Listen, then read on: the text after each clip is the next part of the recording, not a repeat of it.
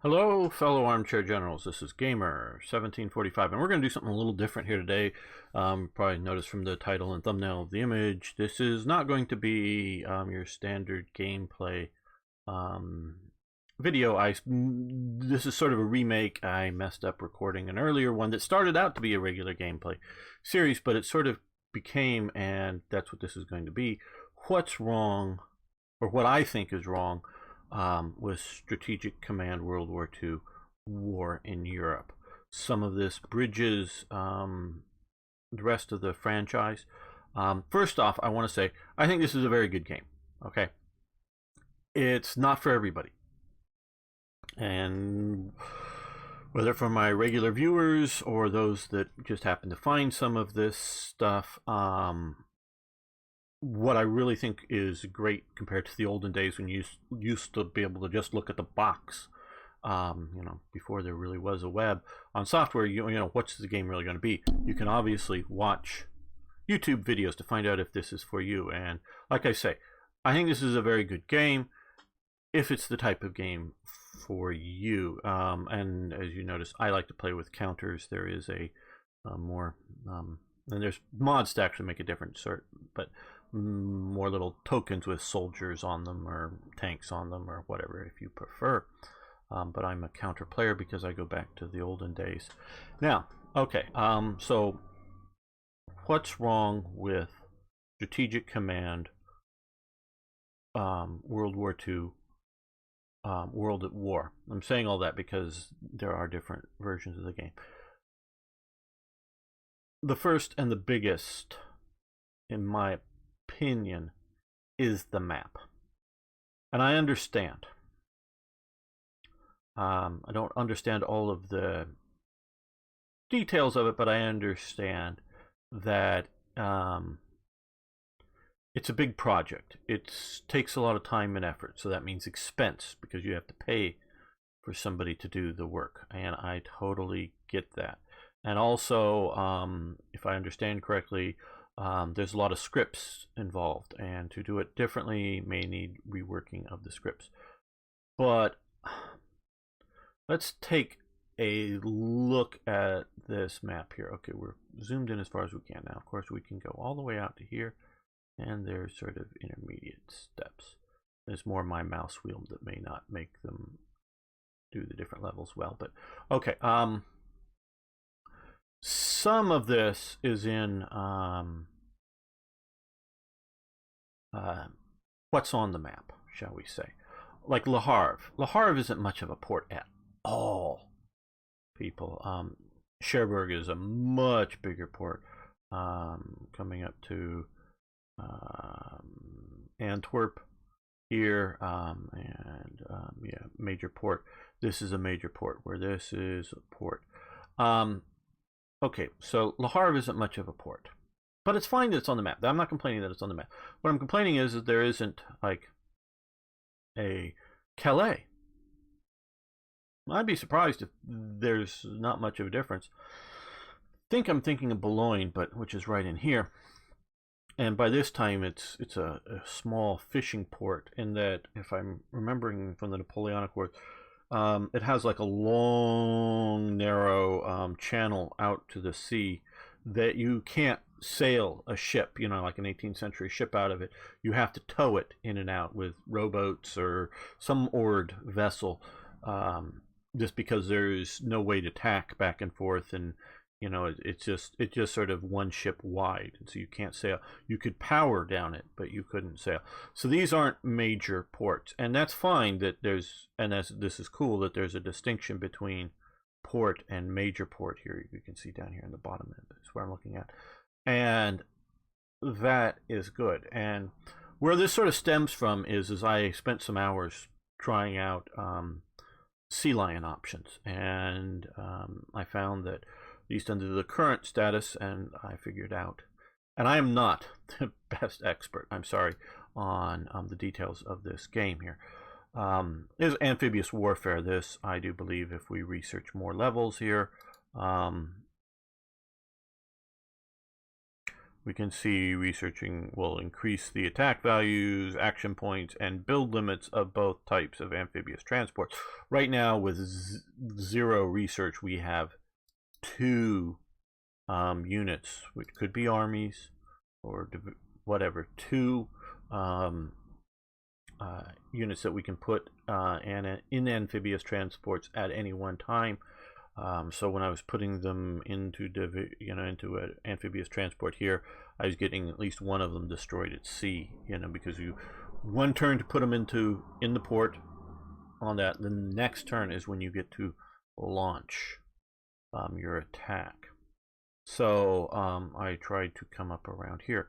Now, if we're looking at sort of Le Havre type ports, there are several here. There's definitely, between Newcastle and London. London was a major port. Is it Portsmouth?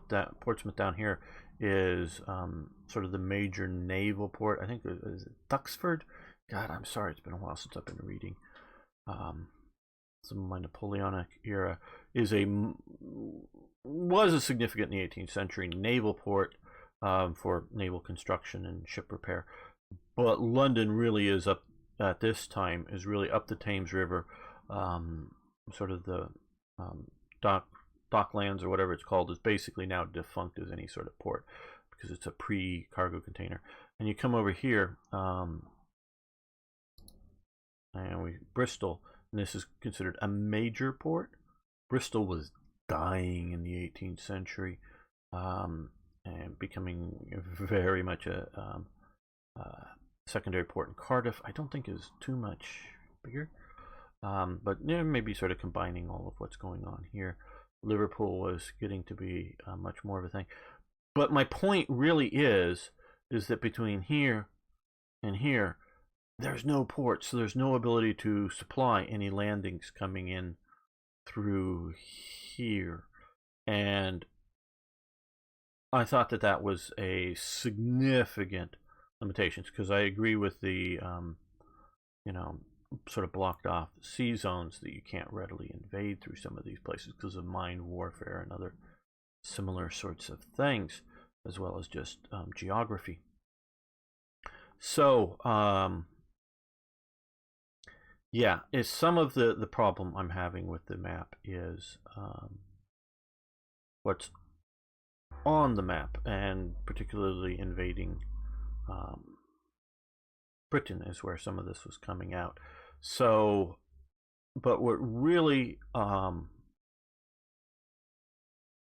is happening, in my opinion, and like I said, there may be other considerations that I don't understand. But, and like, I want to again thank you guys for all the great support over at Fury Software, the developers of Strategic Command. And I think you're doing a good job here. This isn't trying to tear you down, but you've also reduced down from, and we have it here, I also have it open, Strategic Command World War II War in Europe. And you can see now here, again, there's a massive dearth of ports along here. And Calais ends up being now a port here. And I'm not saying Le Havre shouldn't be a port. I'm just saying that Calais, Dunkirk was a really small thing that really, is famous because of the evacuation, but really isn't anything like Calais or whatever. I'm just saying that here it's even worse. You got to go all the way up to Edinburgh to find another port if you're doing an invasion and trying to secure a port to supply your forces in. But looking at this, if you're reducing down the number of provinces as much as you have, not provinces, as everybody knows, I also play a lot of Hearts of Iron, so I sometimes say provinces and hexes that's what I mean. You're reducing down the number of hexes. This ends up being much more bashing your head against the enemy's wall, if you will, as opposed to having maneuver opportunities to try to maneuver around to give your your viewpoint or your tactics on, you know, are you swinging through the Ardennes for us? Are you coming around the Ardennes for us? Are you, you know, coming not so much through the Ardennes, but down here, you know, you can see all of this type of things. And so this is a much better map. And because of things, if you're primarily wanting to focus on Europe, get this game.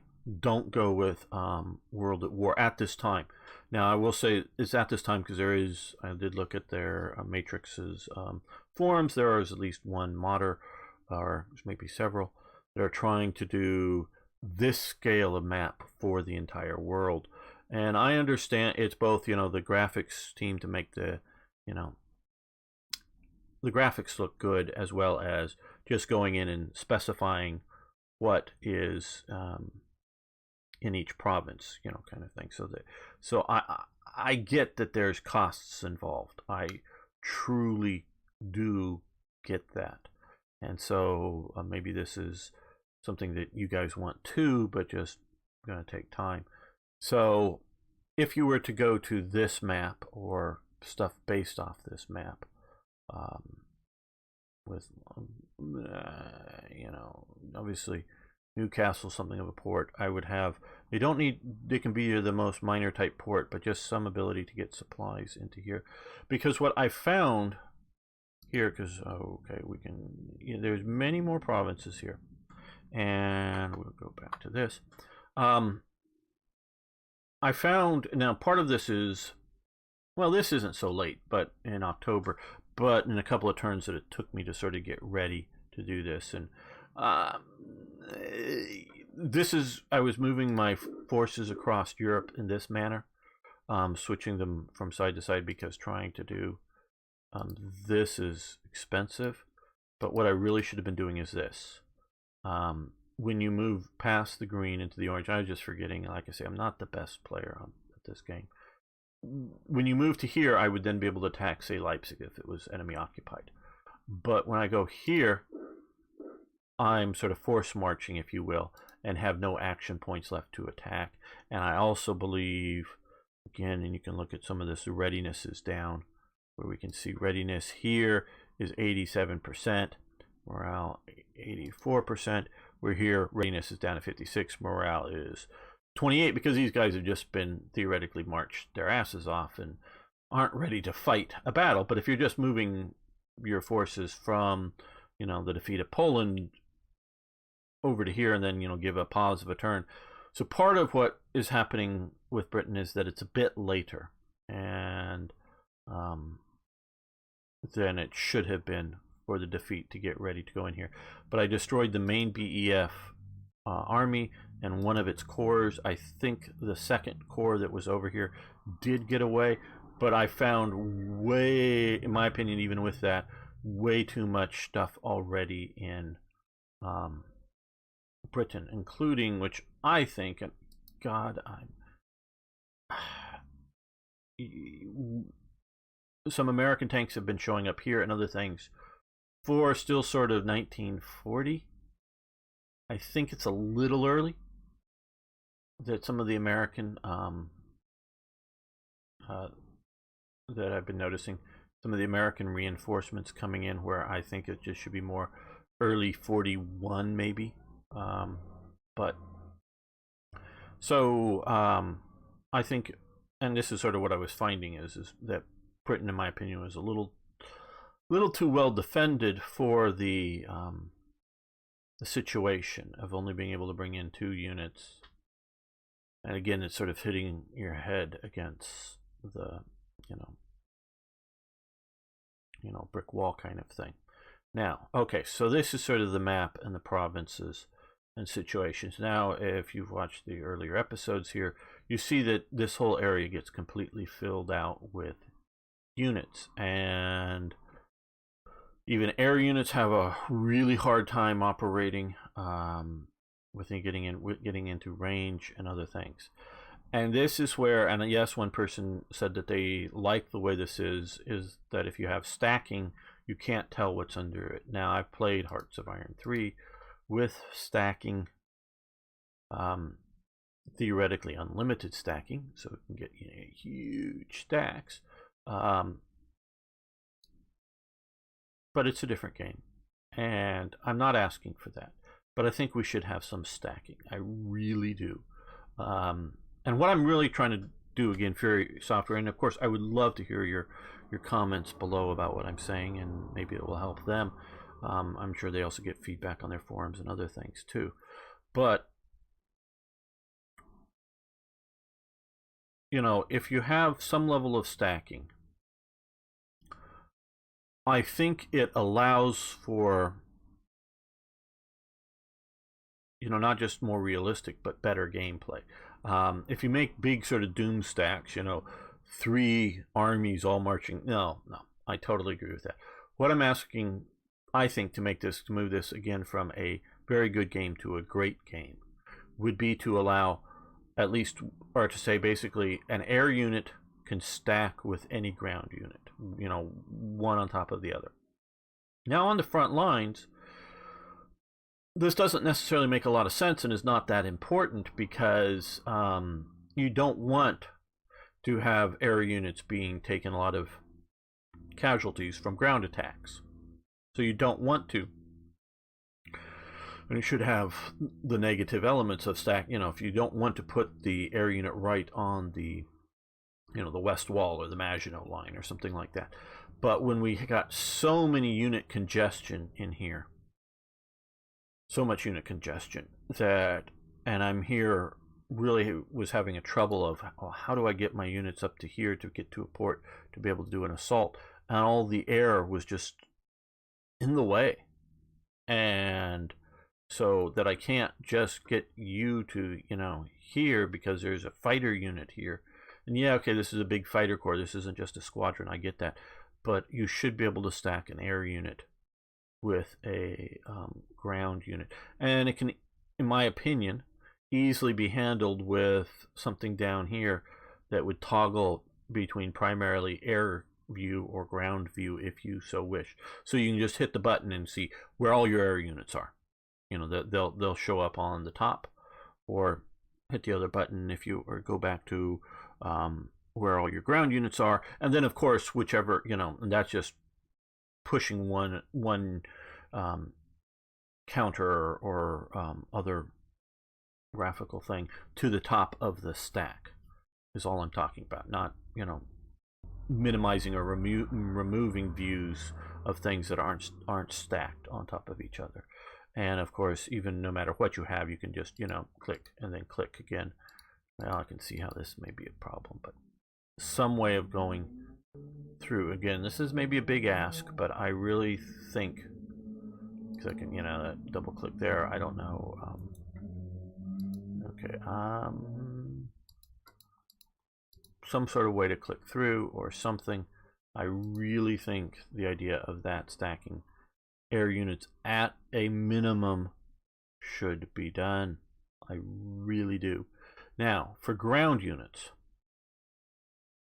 for non-army, and especially if with this map, even more so with this map, but for non-army sized units, I would allow at a minimum here with cores and whatever the hell are these. I don't know if these are really supposed to be divisions or if they're supposed to be panzer or mechanized corps, really exactly. But with those 3 basic types, I would allow stacking with, particularly with specialty units, 1 specialty unit stacked with that as well, which a specialty unit to me is something like the heavy artillery, or let's jump over here, things like the engineers. We can look at here, anti-tank, railguns, rocket artillery, anti-air, these type of units, armored trains. So not so much cavalry divisions, or, well, this again, is this a division or a corps? Well, it's showing here as a corps. What is, because yes, I can read. Well, you don't have, yeah, that's right, you don't have a little, how many X's up there, so I don't know what that's supposed to be. So maybe cavalry divisions could stack because that's supposed to be a division versus corps with 3 X's and armies with 4. So I would most assuredly allow stacking in that manner to this game. I really think it would make it a better game. It would change it, yes, but and I get the idea that if you place this here, it's supposed to do defensive artillery to these two ones that it's adjacent to, if I'm not mistaken, like just their defensive artillery. That is great, but when I can't get my artillery to here, you know, to be able to go this far forward because of stacking limitations, it becomes to me a problem. May not be as big, though I did also want stacking on the War in Europe map as well.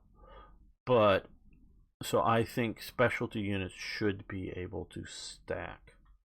I really do. Air units, so that would be theoretically up to 3 units stacked in a province. And yes, this, like I say, might take an engine change a little bit here, so that you'd have 1 basic ground unit, possibly, you know, or max, then 1 specialty unit could be in the province, and then could be also 1 air unit, or sorry, say province, in a hex, 1 air unit in a hex. So that way you can not get too much congested, and it keeps it from being big doom stacks. You know, just create a big stack of, say, 3 corps and just start moving it unopposed, or, you know, unstoppable across the map or something. And I would also see about, and again, I don't know if that's going too far, but coordinated attacks instead of just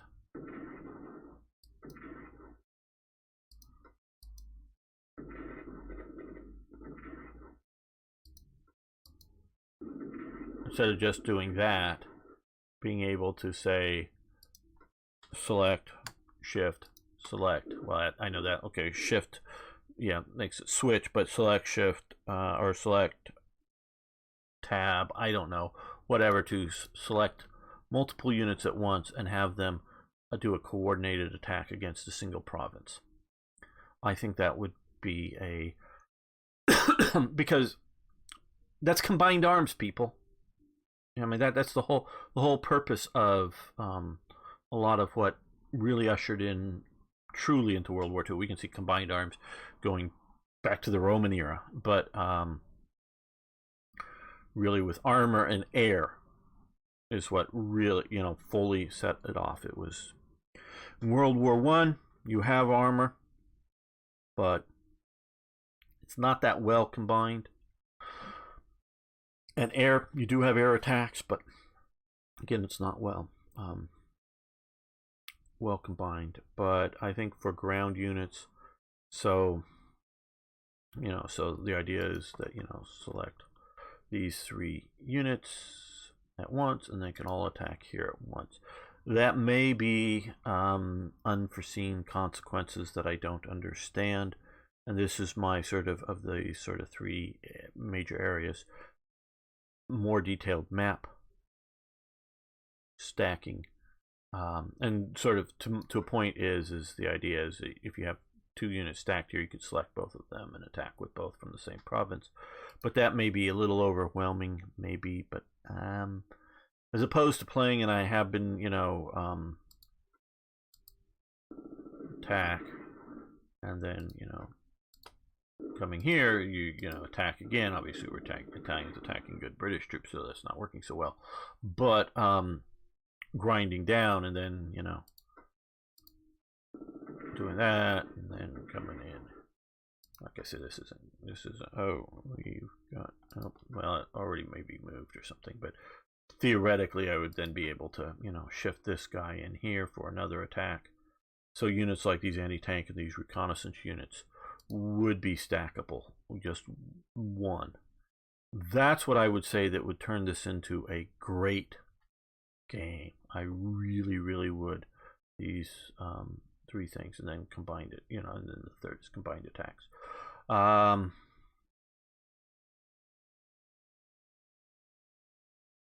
Well,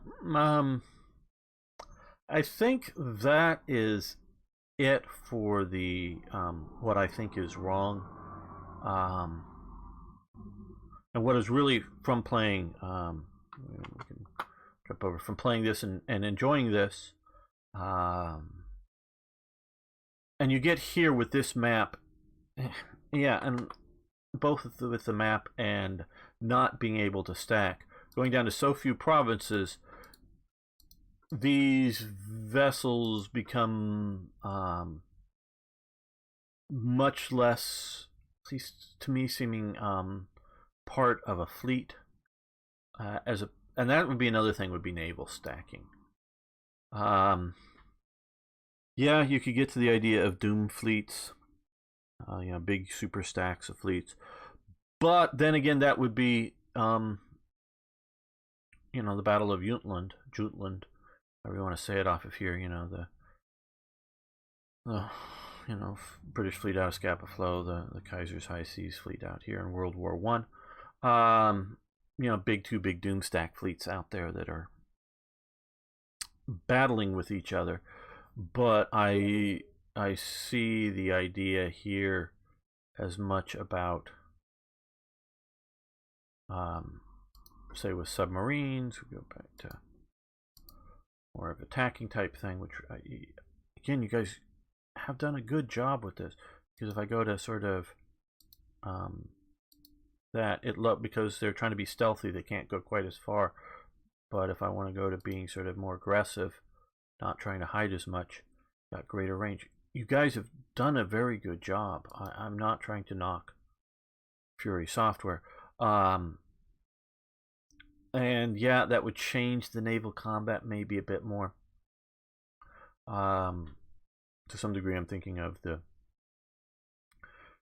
you know, ability of submarines to like take out vessels. But here with this map, I feel that these guys seem to be more of a fleet now together to me. Maybe I'm just self-deluding, you know, I'm self-delusional here that it really isn't. But I would love to see this map expanded to the world, and I'm sure there's other minor fixes. You know, I haven't even looked. Let's look. Oh yeah. More detail to the American map if you're really serious that to have wars in America. Way too few railroads in here, and roads. Way too few. This is. Have you looked at a railroad map of America this time? This should be the American Civil War. This should be so much. Almost every single hex should have railroads through this here. Now coming over to over to here. Yeah, this should be very limited. This is more or less what it is. Like very few railroad connections going through. You have the yeah, I guess 3 or 4 up here, but out of California there's through the Reno path out through Vegas and then out through Phoenix through Arizona. So yeah, this is reasonable. I would throw in one more port down into here. I say that because I know the coastal artillery had some serious defenses here. I looked up that for the US. So I've done some modding for Hearts of Iron. The US had considerable coastal artillery, fully in fixed positions. But yeah.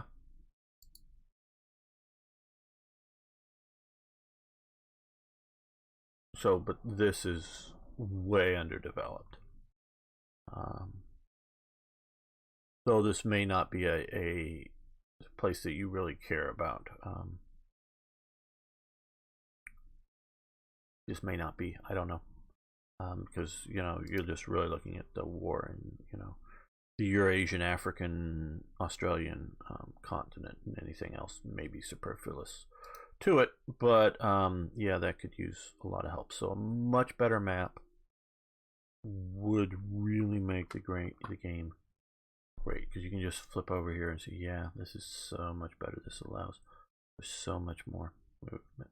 Okay, well, I would really love to hear you, the viewers, thoughts. If anyone from Fury Software would comment, please. Again, I'm not trying to knock you guys. I think you made a very good game. It just could become a great game. If you haven't already, please subscribe to the channel. Like the videos. See you next time for more historical gaming.